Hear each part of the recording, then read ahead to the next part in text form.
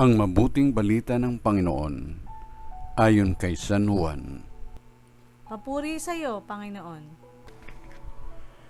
Noong panahong iyon, sinabi ni Jesus sa kanyang mga alagad, "Kung napupuot sa inyo ang sanlibutan, dapat ninyong malamang napuot na ito sa akin bago sa inyo. Kung kayo nga'y sa sanlibutan, iibigin kayo nito bilang kanya. Ngunit yamang hindi kayo sanlibutan, kundi pinili ko kayo mula rito. Ito'y napupuot sa inyo. Alalahanin ninyo ang sinabi ko sa inyo.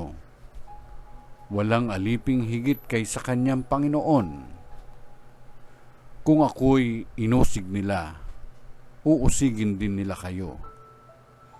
Kung tinupad nila ang aking salita, tutuparin din nila ang salita ninyo. Ngunit ang lahat ng ito'y gagawin nila sa inyo dahil sa akin, sapagkat hindi nila nakikilala ang nagsugo sa akin."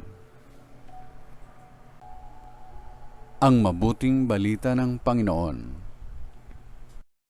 Pinupuri ka namin, Panginoong Kristo.